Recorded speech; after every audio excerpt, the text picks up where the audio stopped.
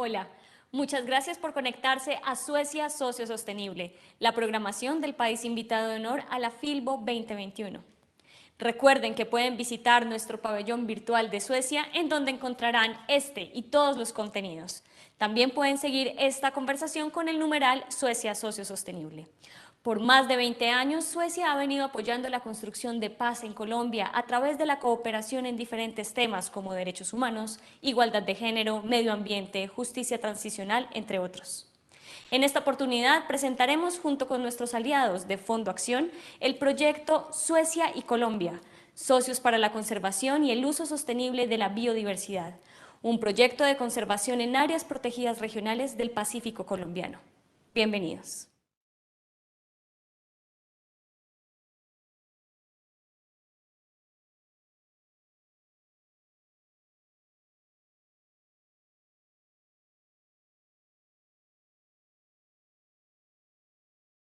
Gracias. Estaba, como siempre, hablando en silencio. Perdón. Quiero darles las bienvenidas a todos en esta tarde de hoy a nuestro espacio Suecia y Colombia, Socios para la Conservación de la Biodiversidad y su Uso Sostenible. Agradecemos a Suecia y a su embajada en Colombia por invitarnos a conversar en este espacio en el marco de la Feria del Libro de Bogotá. Yo soy Elizabeth Valenzuela, directora técnica del Fondo Acción, un fondo privado que desde hace más de 20 años invierte de manera sostenible en la conservación de la biodiversidad de los ecosistemas, el desarrollo sostenible y la protección de la niñez. Nosotros en este espacio de hoy queremos conversar sobre la Minga, una iniciativa que desde el 2018 viene promoviendo la conservación de 3 áreas protegidas en el Pacífico colombiano de la mano de las comunidades locales que allí habitan, en 3 territorios afrocolombianos. Suecia, también desde hace 20 años, apoya la construcción de paz en nuestro país, con programas desde la cooperación en desarrollo de derechos humanos, medio ambiente, igualdad de género, y es por esto que se suma a la Minga, buscando que las inversiones que en este programa se realizan tengan el mayor impacto posible en la vida de las comunidades y en la gestión y conservación de la biodiversidad de los territorios. En la tarde de hoy nos acompaña Yair André Cuenuma Escuera, a quien tuve el gusto y privilegio de conocer en el 2016, en un proceso de creación de nuevos relatos en los que le apostamos a la literatura y al relato como una estrategia para la conservación del bosque. Yair, bienvenido y te doy la palabra para que te puedas presentar. Hola Eli, muchas gracias por la invitación. Buenos días a quienes nos acompañan. Gracias al Fondo Acción también y a la Embajada de Suecia por este evento que nos permite conocer y compartir acerca de lo que en territorio se hace, de las narrativas que construimos alrededor de la protección de este lugar que es de donde enunciamos nuestra existencia. Así que bueno, para mí será un gusto ser parte de esta conversación y esperemos que la gente tenga preguntas y comentarios al final de la misma, que eso siempre es muy bueno e importante. Es un gusto verte y tenerte a ti hoy en este espacio. Y la idea es justamente conversar sobre el Pacífico, sobre lo que hacemos, lo que entendemos, lo que conocemos y las distintas formas de verlo, sentirlo, caminarlo y cuidarlo.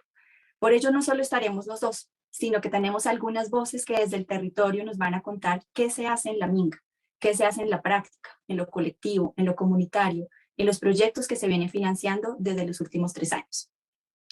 La Minga, y cuando hablo de estas 2 palabras, lo que nos lleva a pensar es en esa práctica ancestral de un esfuerzo colectivo convocado por un objetivo común, en el que lo comunitario prima sobre lo individual y en el que además todas las acciones cuentan.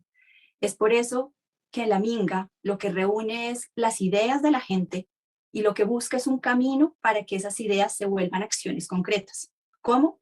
A través de convocatorias que operamos con Conservación Internacional, nuestro aliado en el programa, para que esos proyectos comunitarios materialicen los objetivos de manejo de las 3 áreas protegidas. Son 3 territorios muy valiosos para la biodiversidad en el Pacífico, para la vida, la subsistencia y el bienestar de las comunidades locales, pero también para todo el país y el planeta sin duda. Por eso, quiero que con el siguiente video puedan ustedes conocer un poco más de lo que hacemos, por qué lo hacemos y dónde lo hacemos.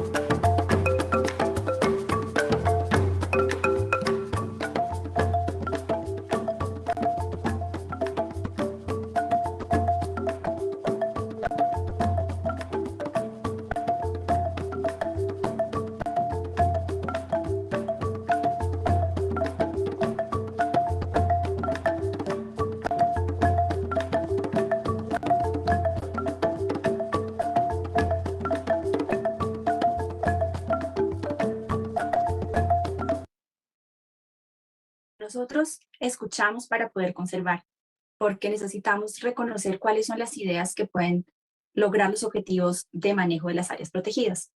En esto se fundamentan las convocatorias, en un plan que se construye con las autoridades ambientales regionales y las comunidades locales y que termina teniendo vida a través de las convocatorias, el llamado a propuestas de las organizaciones locales que luego se ejecutan en el territorio. Esa es una forma, por supuesto, de conservar, que se basa en conocer.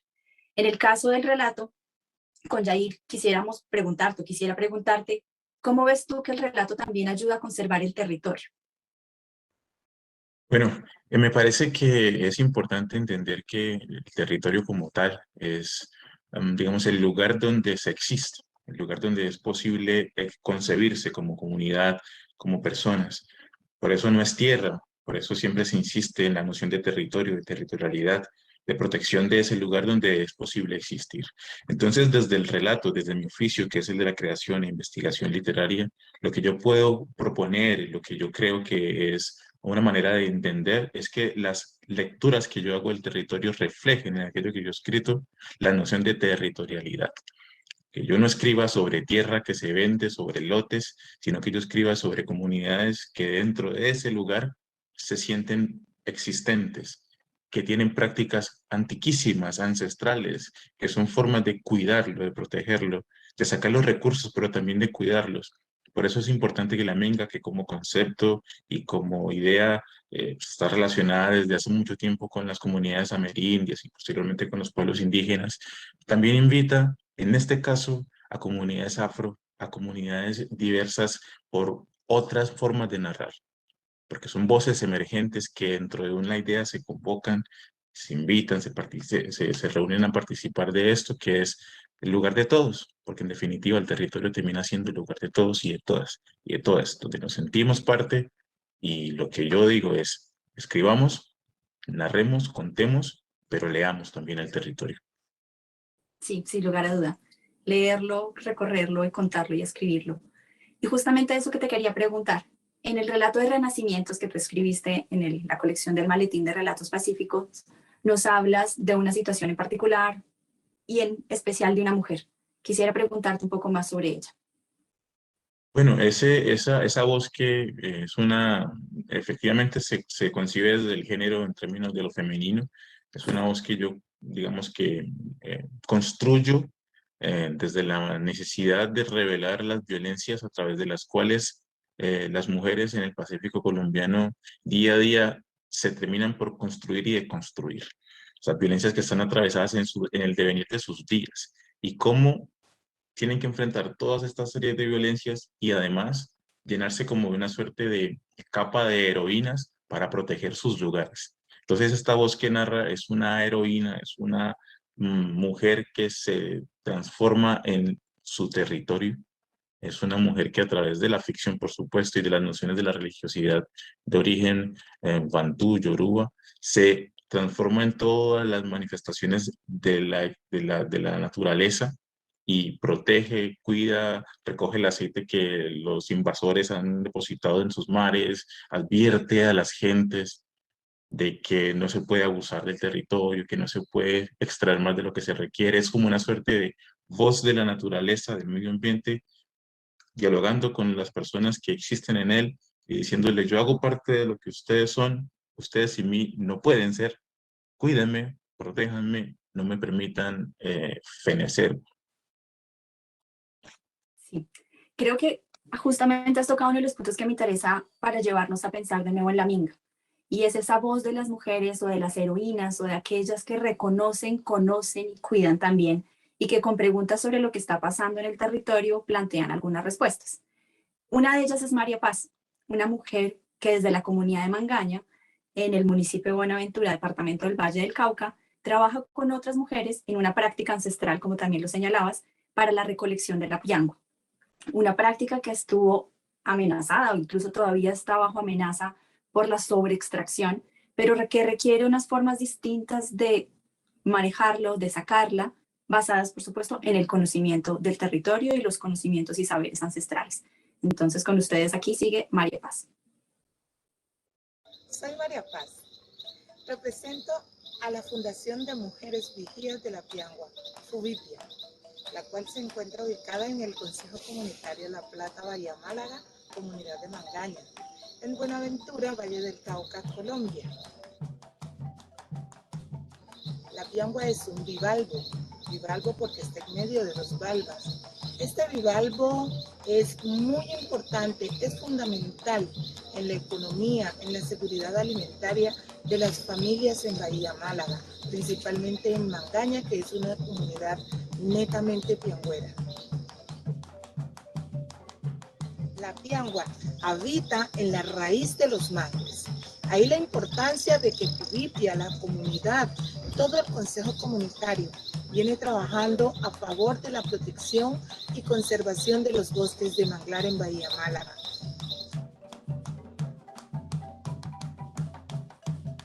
La necesidad de crear, de organizar un grupo de mujeres piangüeras en Bahía Málaga, principalmente en la comunidad de Mangaña, nace a partir de la necesidad de ser gestoras de su propio desarrollo, de ser gestoras de sus propios modos de vida, a partir de la conservación y protección del recurso que es fuente de su economía.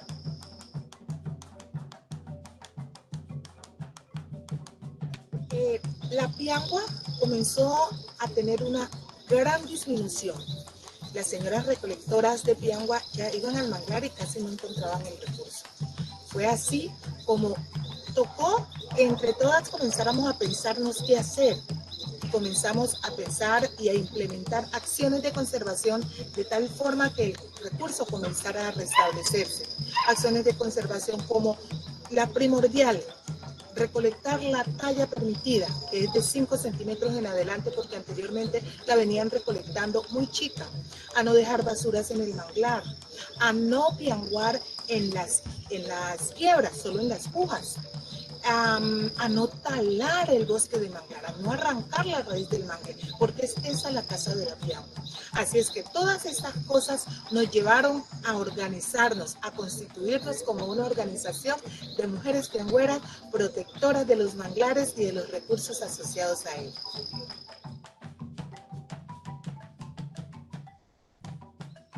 Salto en la mujer piangüera del Consejo Comunitario La Plata, Bahía Málaga, principalmente la mujer piangüera de Mangaña, esas ganas de salir adelante, esas ganas, ese deseo, esa voluntad por cuidar, por proteger, por mantener un ambiente limpio, un ambiente sano y saludable, esas ganas de mejorar cada vez más, de que sus hijos sean mejores, tengan una mejor calidad de vida.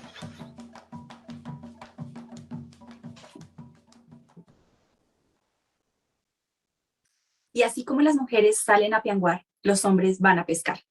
Son ambas jornadas intensas, largas durante el día y cada vez más difíciles y extenuantes, porque ya no solamente requieren más tiempo por parte de hombres y mujeres que se dedican de manera ancestral a estas dos actividades, sino que se requiere ir más lejos o sacar más profundo el pescado o meterse a zonas no exploradas antes dentro de los manglares para sacar la pianga. Y esto es lo que nos pone en la mesa para la discusión, es el tema de la abundancia y la escasez. De pronto de pensar y reconocer, por fin, que la naturaleza no es ilimitada y que los recursos son finitos, aunque no veamos quizás los límites. Y de ello también Jair nos habla en Renacimientos. Y es por eso que en uno de los fragmentos que tenemos ahora y que quisiera compartir con ustedes, vamos a explorar qué dice nuestra protagonista sobre lo que está ocurriendo cuando ya las cosas empiezan a cambiar. Pese a ello, sus advertencias no cesaron. Las personas querían cada vez más y cuidaban menos lo que les rodeaba. No bastaba con pescar lo suficiente, sino que era necesario que sobrara un poco. Después no servían un par de butacos, pues había que tener madera en casa aunque se pudriera. Ella se asomó a la puerta de su casa una vez y les gritó: Están abusando de la madre tierra. No corten más de lo que necesiten. No pesquen más de lo que necesiten. No cacen más de lo que necesiten. Jair, en este caso, ¿de qué se trata esta voz?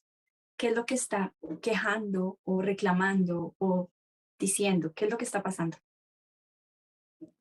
Mira que María Paz nos decía que Lo que tiene que ver con la minga en el territorio de ella, digamos que nace por la necesidad de que entre ellas mismas, como colectivo, como mujeres, se unan para gestionar sus maneras de vida, sus modos de desarrollo y de protección. Ella habla de eso. Y de lo que habla esta voz en este caso es de la necesidad de entender que el recurso es limitado. Cuando hemos crecido y nacido en un ambiente tan paradisíaco como el que nos muestras en tu background, uno cree, tiende a pensar que eso nunca va a acabarse, que eso siempre va a estar allí, verde, lleno de vida, pero la explotación de forma inescrupulosa, excesiva, abusiva, va agotando ese recurso. Lo que este espíritu que yo decía en principio, esta voz que narra, está clamando es por la necesidad de que se entienda que el recurso se termina, que no es necesario llevar para guardar, porque de pronto tengo que tener más en casa. Lleva lo que necesitas, utiliza lo que necesitas. Por ejemplo, ella hablaba de la necesidad de que haya unas prácticas que respeten los procesos de existencia propia de la piangua. O sea, hay que dejarla crecer. No puedes acabarla de raíz porque no va a seguir su vida, no va a seguir su curso. Entonces, en esta parte del relato de lo que está hablando de ella, lo que estoy, digamos, intentando decir es, la naturaleza nos está hablando desde muchas maneras, de muchas formas. Eso que llamamos fenómenos naturales son respuestas a la manera como la naturaleza se expresa. No es un fenómeno que lleve tanto tiempo expresándose y llamando la atención y diciéndonos, hey, hey, es suficiente, hay que cambiar la manera de hacerlo, de relacionarnos con el recurso. Y justamente en este fragmento lo que intento es recrear un poco ese diálogo entre la naturaleza y nosotros como personas que habitamos este mundo. Sí, pero justamente yo creo que esa voz que señalas también que nos lleva a tomar otras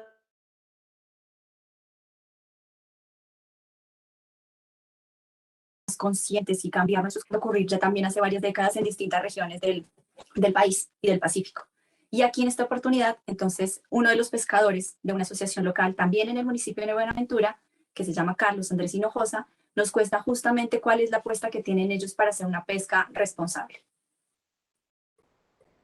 Buenas, mi nombre es Carlos Andrés Hinojosa Romero, soy el presidente de la Asociación de Pescadores Tradicionales de Valle Málaga Estero, organización que pertenece al Consejo Comunitario de la Plata de Villa Málaga, está ubicada en la zona rural al norte del distrito de Buenaventura. Aprendí a pescar desde los 5 años, estoy pescando, haciendo la actividad de pesca tradicional. Mis pilares en la pesca tradicional fueron mis tíos, junto con mi abuela, que ellos fueron los que me impulsaron pues en esta actividad, con la cual yo he recibido mucha satisfacción, me ha arraigado más al territorio y de una u otra forma pues se lo he ido también enseñando a mis hijos. Salir a pescar era algo divertido, era muy divertido, es como un juego. Cuando uno está niño y dicen vamos a pescar, todo el mundo, bueno, tenemos que prepararnos el día anterior, buscar todos los elementos necesarios para ir a hacer la actividad, preparar todo lo que es la lancha, el canalete, el achicador, las herramientas de pesca, saber a qué sitio vamos a ir, con qué arte íbamos a ir, era muy divertido. Nos ha tocado reinventarnos en el tema del cambio de la modalidad de pesca. Hoy en día, por todo el tema del cambio climático, digamos la introducción de muchas artes que han sido muy lesivas, como el caso de la dinamita, y pues esta modalidad ha venido cambiando. Ya no se capturan las mismas especies que se capturaban antes, y esto ha afectado significativamente tanto la seguridad alimentaria como la economía, digamos, de los pescadores. Entonces, ha cambiado significativamente, nos ha tocado reinventarnos, nos ha tocado hacer descansos, ir a salir a pescar a sitios donde antes no pescábamos, y digamos que ha afectado significativamente el proceso, pero ahí estamos avanzando fuertemente en ver cómo recuperamos nuestros sitios de pesca esenciales que permitan pues de que muchas especies que ya no están vuelvan y eso permita pues seguir creciendo en esa actividad económica que tenemos en Valle Málaga. Pues ya no es tan divertido, ya no es tan, digamos, tan lleno de carisma, pues salir como lo hacíamos antes, porque sabemos de que pues el esfuerzo tiene que ser mucho y ya no se captura la misma cantidad. Entonces eso nos ha permitido de que nos preocupemos un poco y que tengamos que alternar nuestras actividades en el territorio. Los beneficios que podemos tener en el área protegida pues son muchos, ya que uno de los objetivos de conservación del Parque Urabamba Vallamala establece que las comunidades tengan relación en el uso y aprovechamiento de los recursos naturales.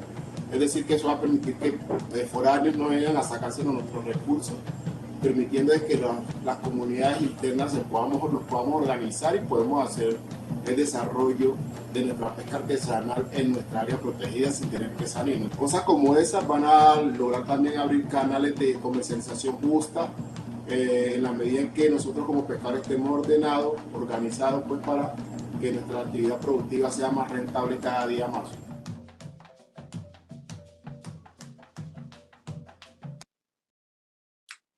Como Carlos Andrés, 200 pescadores artesanales se han beneficiado de la Minga y de Suecia con su apoyo para lograr que la pesca artesanal realmente responda a las necesidades de conservación del recurso, que deje sacar comida hoy, pero que cuide también el recurso para el futuro, que alimente a las comunidades locales, que genere oportunidades de comercialización hacia mercados también dentro de la región, generando también igual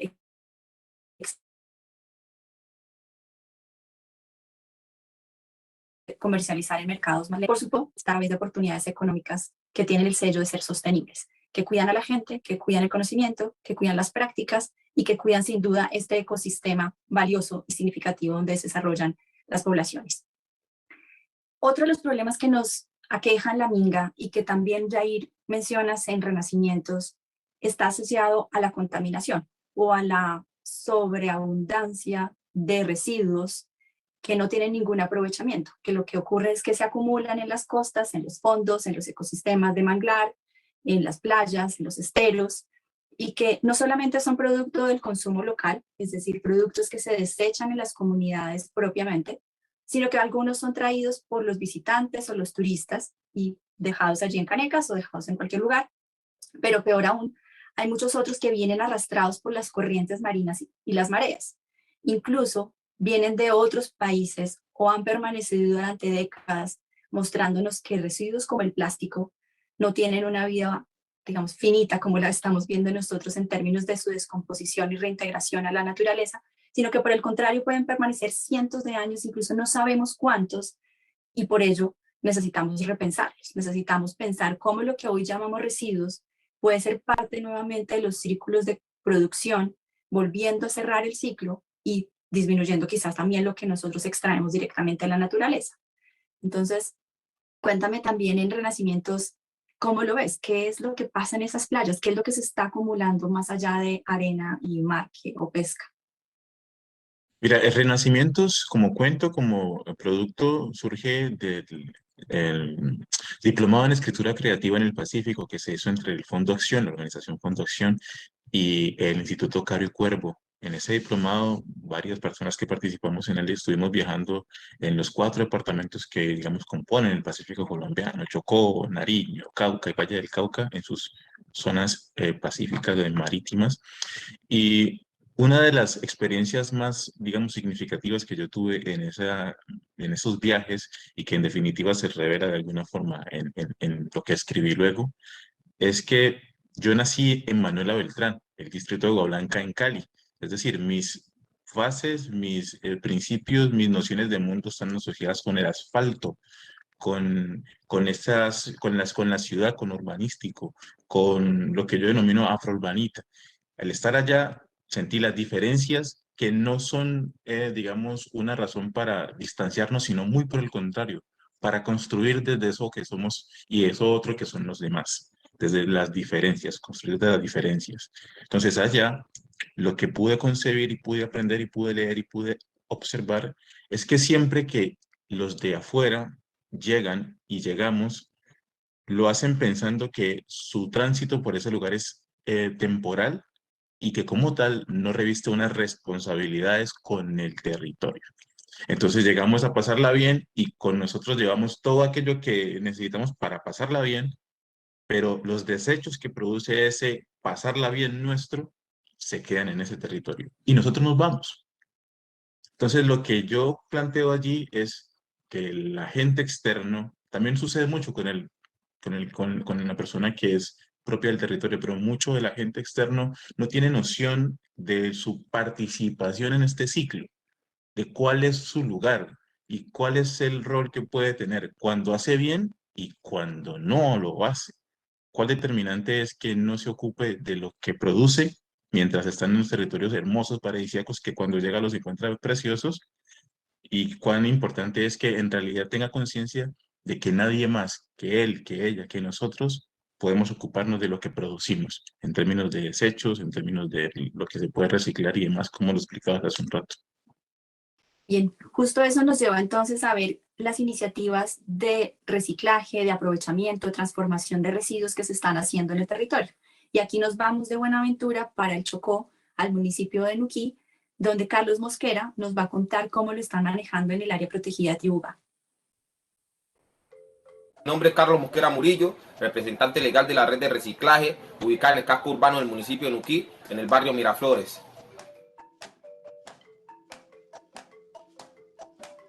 La problemática que hay del manejo de residuos sólidos en Nuquí, podríamos decir que hay mucha gente que no ha tomado conciencia y sigue arrojando los residuos a playas, ríos y calles.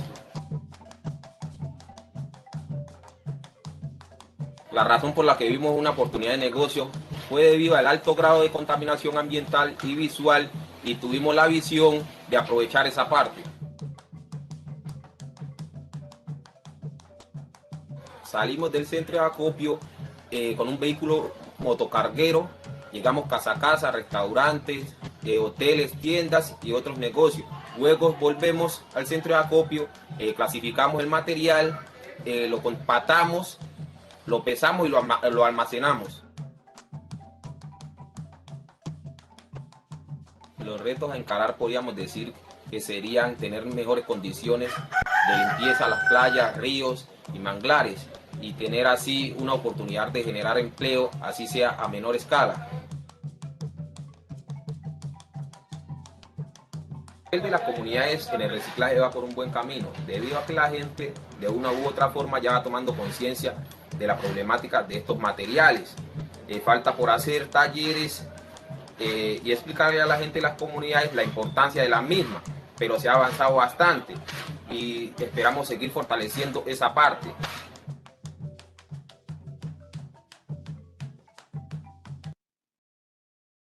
Jair, mencionabas lo que hacemos cuando vamos a estos territorios, cuando nos encontramos en las distintas comunidades y poblaciones y cómo debemos ser responsables en cada acto que va sumando. Pero te quería preguntar también en lo cotidiano, en tu día a día, ¿tú qué haces o qué recomiendas y como a qué reflexiones nos puedes llevar como esa idea de que, como en la minga, cada esfuerzo cuenta? Sí, perfecto. Mira, yo te decía cuando vamos y de pronto no hago justicia a la relación que con el territorio tengo y muchas personas que no habitamos en el día a día ahí, la tenemos. Y es que em, también hablaba de lo urbano, afrourbanita, como digo yo, como una noción de entender que una cosa es vivir al lado del mar y como Carlos que nos contaba hace un rato, cuando estaba pequeño, el ir a pescar era un juego, pero un juego que luego se convirtió en una razón para él sentirse parte de ese territorio, para sentirse con responsabilidades y con afectos hacia ese territorio. Entonces, ¿qué hago yo en mi día a día?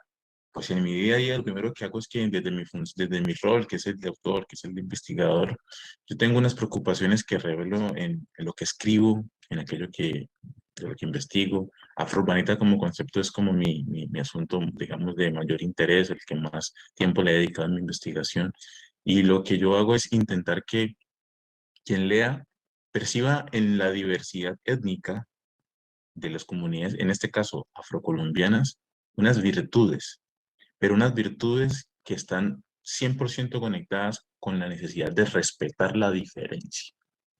¿Cómo se puede proteger? ¿Cómo se puede aportar en la protección de los territorios? Primero, comprendiendo que existen desde la diversidad, existen desde unas maneras tradicionales de cuidarlos, que yo, por mucho que tenga ciertos conocimientos adquiridos en la academia, por ejemplo, o conocimientos que obedecen a mi lugar de enunciación, yo tengo que respetar y reconocer las prácticas ancestrales, antiquísimas, que han estado en ese territorio. Pero al mismo tiempo, en ese territorio hay una necesidad de reconocer que hay procesos de afuera que pueden aportar en el mejoramiento de los mismos. Para nadie es un secreto que si llega desde afuera un músculo como el que en este caso nos permite tener la Embajada de Suecia a través del programa de la Minga, pues evidentemente eso va a apoyar el día a día, las actividades, va a fortalecer la práctica ancestral.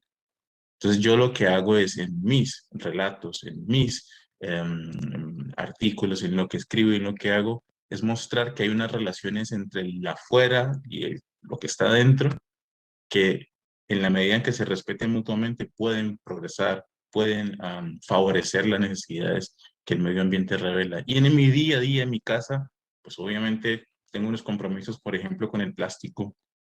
Bien lo decías, y siempre me ha dicho desde que te conozco, no plástico, no plástico, no plástico, entonces tengo la bandera del no plástico. Tengo un compromiso también que tiene que ver con unas prácticas que desde mi hogar me enseñaron cuando estaba muy pequeño, y es de separar mis residuos. Eso desde pequeñito me lo enseñaron. Aunque no tengas todos los tarros con todos los colores, puedes tener bolsas separadas. Por ejemplo, que la persona que hace la recolección de las basuras no tenga necesidad de adivinar en cuál hay vidrios y en cuál no. Es una cosa tan básica que podemos hacer nosotros en casa, es separar el vidrio, lo que puede cortar a la persona que hace la recolección del cartón, por ejemplo, del papel, del propio plástico. Y son cosas que si desde pequeñito te enseñan, no te va a costar trabajo entenderlas, no es una tarea que ocupe tu cabeza en adivinar cómo poner y dónde poner, no, es orgánico, es natural, es nuestro, y en la medida en que desde muy pequeños, pequeñas nos lo permitan a conocernos, lo hereden, nos lo transmitan, luego en la vida simplemente fluirá, como en el caso mío tengo la fortuna de que fluya porque desde pequeño en mi hogar me lo heredaron, me lo permitieron conocer. Creo que entonces eres muy afortunado por haber tenido esas preguntas desde tu casa y desde que, como dices, siendo niño, te invitaron a conectarte y a cuidar esta casa común que tenemos, que es nuestro planeta. El único que conocemos, el que habitamos y el que con nombre ahí sí en mayúsculas llamamos tierra, y es el que, al que nos arraigamos. Y creo yo también profundamente que cada una de las acciones va contando, pero sin embargo necesitamos como un marco grande, un marco global que nos inspire y que nos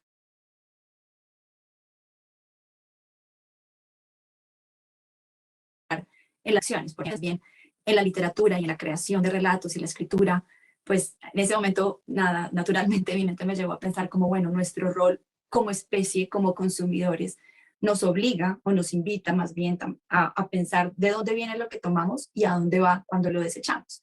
Y en cómo sentirnos y reconocernos parte de una cadena de seres que habitamos en este planeta y que no es solo nuestro, que lo compartimos con muchos y que como cada una de las acciones va llevando a cuidar o deteriorar, pero sin duda estamos en ese camino hacia, siento yo, y lo creo firmemente por cada una de las acciones que estamos haciendo y como con estas miradas de largo plazo, como que siento que nos estamos desviando de ese escenario de destrucción y deterioro para algo más propositivo. Dale. Sí, mira que, por ejemplo, el hecho de que Renacimiento sea un relato que tenga unos principios en cuanto a su estructura narrativa que obedecen a preocupaciones medioambientales, hace que yo esté hablando aquí en este momento. O sea, el que mi producción, en ese caso literaria, respete o invite a respetar unas, unos principios de protección de los recursos, de cuidar los recursos, de explotación responsable, pues evidentemente me permite en este caso que otras personas que en este momento están observando vayan a renacimientos y se genera un ciclo, que es el ciclo de ir a la literatura en este caso, pues porque lo que hago es la literatura, pero es el caso de ir a la literatura a través de un interés por lo medioambiental, y posteriormente de eso genera ese ciclo que hace que quien está leyéndolo no solo tenga intereses por lo que la narrativa estaba planteando, por lo que la prosa está diciendo, por la prosa estética, sino también por lo que en su contenido se está develando, que es, ojo, vos en tu día a día también puedes hacer. también Ya. podés aportar. Y no necesitas, pues, como estabas diciendo hace un rato, sí, hay acciones globales importantes que son un impactos que responden a la unión de todos, ¿no? De fuerzas de todos los orígenes. Pero también hay unas acciones silenciosas que impactan profundamente.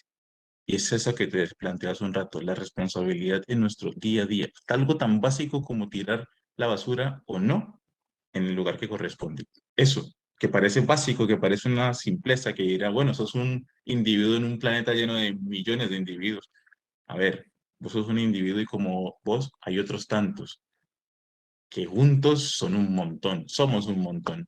Y aquí estamos dos que somos un montón de un montón que están leyendo, escuchando, viendo y diciendo, yo también hago parte de esos individuos que somos todos un montón. De acuerdo, por fortuna, somos muchos los que nos juntamos entonces en ese sentido. Y yo también creo profundamente en eso, como en esos esfuerzos locales con la mirada local, global, perdón, que van contribuyendo al cuidado de estos territorios, de estos paisajes, de esta cultura, de la diversidad, tanto biológica como social, comunitaria, cultural, sin duda. Y en ese sentido, quisiera como que pasáramos a otro de los elementos que protegemos y cuidamos desde el relato, sin duda, pero también desde la minga con las acciones de conservación. Y son todos estos escenarios, como el fondo de pantalla que tengo, de los escenarios paisajísticos, los escenarios de los ecosistemas, con esa riqueza de manglares, cascadas, fuentes de agua por doquier, pero también lo que sustenta las comunidades locales con su conocimiento, sus saberes, sus prácticas, la riqueza gastronómica que también tenemos la fortuna de aprovechar y disfrutar, como veíamos y conectando con el comienzo, con la piangua y el pescado que se extraen de estas regiones. Y en el caso del turismo, se vienen implementando prácticas responsables que buscan no solamente generar bienestar, sino que cuando se basan en la naturaleza y en los saberes ancestrales, pueden realmente generar impactos tanto en las comunidades como en quienes visitan y conocen las áreas cuando se acercan. En ese caso, Neilfer Baloyes, desde Nuquí, nos cuentan las prácticas que están realizando desde la comunidad. Muy buenas tardes, mi nombre es Neilfer Baloyes Angulo, soy del municipio de Nuquí, soy el coordinador del circuito de turismo alternativo a La Combancha.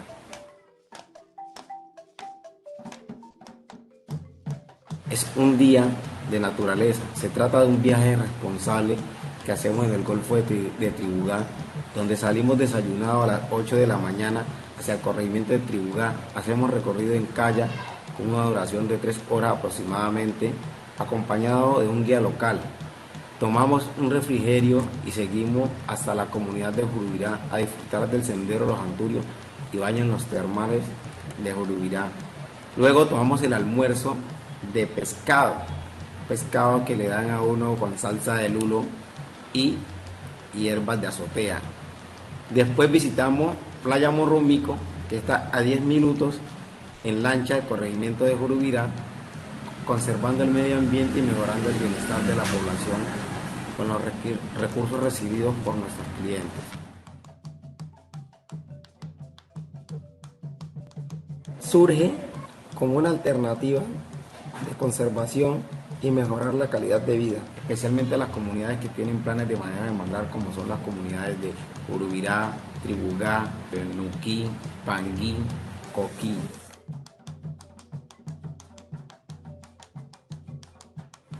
El ecoturismo, lo bueno que ha dejado, un tema organizativo que nos ha permitido hoy prestar un servicio de calidad y eficiencia. Las personas que se dedican a la prestación de hospedaje, otros a restaurantes, hoteleros, guías.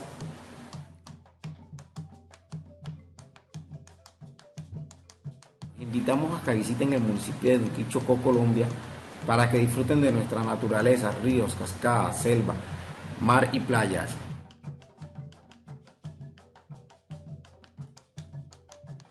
Les recomendamos a los turistas que nos visitan que hagamos un turismo con responsabilidad.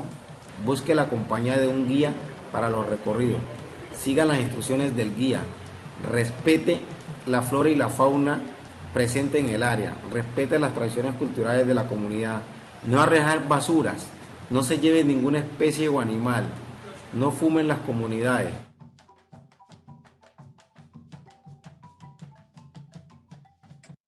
Vemos y entonces y sentimos un Pacífico diverso, biodiverso, culturalmente rico. Y desde la literatura, Jair, ¿tú cómo lo ves? ¿Cómo lo sientes? ¿Cómo lo expresas? Ya que estaba pensando en un fragmento aquí de Renacimientos que dice, a la mañana siguiente el brillo del sol dejaba ver un verde césped en la cancha y los otros secos árboles estaban llenos de flores y sus hojas rebosantes de vitalidad. Cantaban pájaros que tan solo el más viejo del lugar había oído en su niñez y el mar estaba tan limpio como si recién lo acabara de hacer el dios. Pensaba justamente en ese fragmento y lo busqué, aquí estuve como encontrando renacimientos porque sentía que lo que nos decía Carlos Andrés Hinojosa hace un rato con su relación que en principio era de juego, con ir a pescar era divertido, era juego, sentirse parte de algo divertido con la familia, luego se convierte en un asunto de protección, de una necesidad de tener derecho a practicarlo, pero de derecho también a que no se termine. Siento que todo eso que revelan los paisajes del Pacífico colombiano, los recursos, el marco tan hermoso que este territorio tiene, que esta región tiene, habla por el derecho a que no se termine, a que se pueda, a que pueda existir. Y ese derecho nos entrega como contramano, como parte de la negociación, un deber. Y es que los únicos que podemos hacer que ese derecho se cumpla, el de existir para el Pacífico colombiano, el de existir para las playas hermosas, para lo paradisíaco que vimos en los videos, los únicos que podemos garantizar que ese derecho se cumpla somos nosotros con nuestros deberes de la protección, de nuestro cuidado. En la literatura, la narrativa puede ir desde una propuesta poética como el litoral humano, algo tan increíble como el humano litoral que escribió el maestro, se me escapa el nombre, algo tan hermoso como el humano litoral, pero también puede ser ficción, pero también puede ser una prosa en la que, como en el caso mío, yo revelé de un principio en el que la situación habla de el Pacífico expuesto a peligros, el Pacífico lleno de aceites, el Pacífico lleno de invasores que lo destruyen, y luego un espíritu que es una heroína que lo protege, que lo cuida, que lo recupera y que se lo entrega nuevamente a la gente y la perdona y le dice, mira que te lo estoy entregando para que lo cuides. No me hagas venir nuevamente a protegerlo porque seguramente no lo voy a hacer. La literatura responde a las inquietudes que cada uno tenga y en mi caso, como autor, como investigador, responde a mis necesidades de decir, el derecho de nuestros territorios es el derecho de existir que tienen nuestros territorios es posible si asumimos el deber de permitirle existir. De acuerdo. Y creo que se nos agota el tiempo, pero entonces, si quisieras dar alguna última recomendación a quien quiera narrar el Pacífico, a quien quiera contarlo o incluso cualquier otro territorio, dale un minutico antes de despedirnos y saludar a los que están aquí con nosotros. Bueno, súper. Entonces, lo primero es que yo dije el humano litoral y dije que había olvidado el nombre del autor. Bueno, es el Cid Martán Góngora. Mis respetos y mi ofrecimiento de disculpas para quien estuvo viéndome patinar con el nombre de semejante monstruo. Eso por un lado. Y segundo, yo creo que si nuestro interés es contar un poco sobre esto que estamos dialogando en esta mañana, en esta tarde, pues lo primero que tenemos que hacer es recurrir a nuestra experiencia. Y si no la tenemos, llenarnos de experiencia. Caminarlo, recorrerlo, dialogar. Leerlo no es coger las páginas solamente, sino sentarse y mirar el día, cómo pasa al lado de cualquiera de las tantísimas playas que tenemos en el Pacífico colombiano. Entender que el Pacífico colombiano no solamente es el mar o la selva, sino también, de muchas maneras, el asfalto en una ciudad como Cali, en un territorio como el distrito de Agua Blanca, perdón, lleno de un montón de hijos e hijas e hijes del Pacífico colombiano. El Pacífico colombiano también es aquello que su gente, la que lo siente, es. Más allá del color, más allá de la tonalidad de tu piel, El Pacífico colombiano también es lo que todo aquel que lo siente propio es, lo que hace con ello. Y si usted quiere escribir, si usted quiere narrarlo, pues evidentemente en mi caso lo que le podría sugerir es que se llene la experiencia y que su interpretación del mundo obedezca a esa experiencia, a lo que usted le... No tiene que ser una crónica de lo que vivió, por supuesto, es una lectura que obedece a una vivencia, aquello que usted experimentó en ese proceso de descubrir y que usted sigue experimentando en el día a día, como lo hago yo, que en este momento no me encuentro ni en el distrito ni en mi país, pero lo estoy sintiendo todo el tiempo parte, porque en definitiva ese lugar de mi enunciación es lo que termino siendo yo. Totalmente. Gracias, Jair. Gracias por No, gracias a ti. compartirnos desde la distancia, pero con la cercanía de quien conoce, se pregunta, se preocupa, se ocupa más bien, y se conecta con la voz, con la historia, con las culturas, con este territorio, que todavía sin duda seguiremos como tratando de entender y tratando de conectarnos mejor con él. De verdad, mil gracias a ti. Muchísimas gracias a todas las comunidades que creen profundamente en la Minga y que le apuestan a que sus sueños y sus ideas de conservación del territorio pueden ser realidad, porque así lo vemos. Nosotros vemos hoy territorios posibles creados con la Minga para comunidades que viven y habitan estos territorios en el Pacífico colombiano, pero que han venido transformándose con buenas prácticas basadas en sus conocimientos y el apoyo que estamos logrando con donantes y socios como Suecia, pero de la mano de muchos, de la mano de todos los que creemos en que la conservación y la vida son posibles si pensamos de una manera distinta a nuestro entorno. Entonces, mil gracias de nuevo a ti, a todos, a la Feria del Libro, por estar hoy acá y por abrirnos este espacio para la conservación. Y de nuevo, Suecia, nuestro aliado para la conservación de los bosques, mar y gente, muchas gracias por creer en nosotros. Gracias a ti, gracias a quienes estuvieron.